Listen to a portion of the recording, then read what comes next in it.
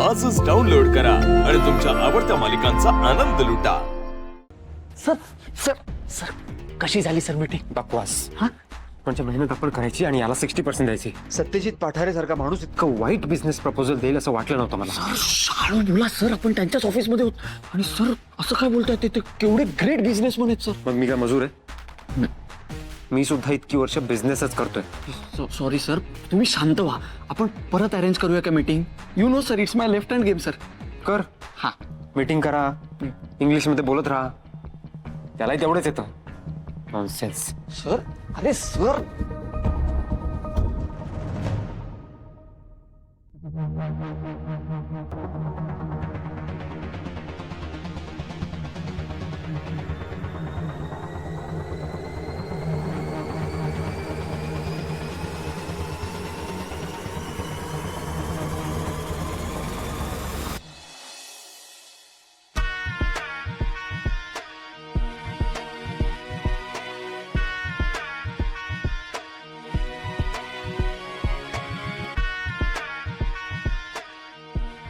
Gautam, good morning. Mid morning झाली आता। तुझा दादा ऑफिसला गेला सुद्धा। अशा वाईट सवय मला नाही आहेत। मग लावून घे आता। हं? एकतर सकाळी उशिरा उठलास आणि आता फ्रेश होऊन तंगड्या वर करून झोपलास। नको रे, घे। तुतलेस का हात? हां, खाणेडा।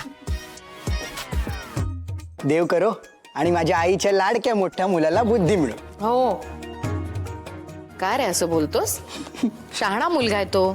आई, तोच तर माझा प्रॉब्लेम आहे ना। माझं कंपॅरिझन चुकीच्या माणसाशी होतंय। काही कोणी कंपॅरिझन करत नाही आगाऊ कुठला। कसला शहाणा ग? तुझं जे आहे ते लग्न करायचं नावच काढत नाहीये। हो, कारण त्याच्या योग्यतेची मुलगीच मिळत नाहीये त्याला। मेल ग मेल। पण मी शोधणार आहे त्याच्यासाठी छान, मेड फॉर इच अदर। म्हणजे काय, माझं अर्ध टेन्शन। आजी, काय करायचं तुझ्या लाडक्या मुलीचं? दादाचा मुलींची 36चा आकडा आहे आणि तुझी ही गोडुली मुलगी त्याचं लग्न लावायला निघाली। मला नाही वाटत दादाला कधी सुटेबल अशी मुलगी मिळेल।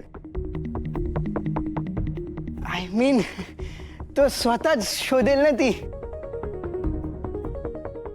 आजी, माझी ना बाप्पाकडे एक प्रार्थना आहे। काय? बाप्पा रे, बुद्धी दे रे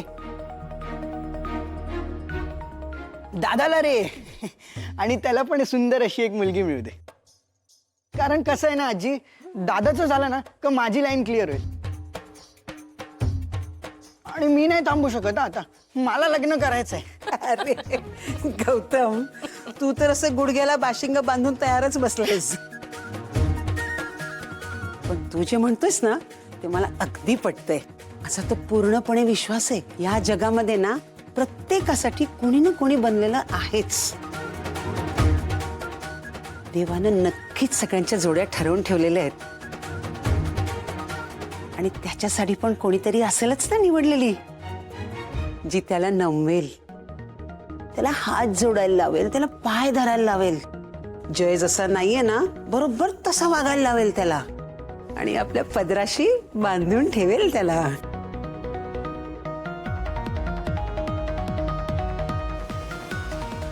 अरे राहू दे, भय पडायची गरज नाहीये। माफ केलंय तुला।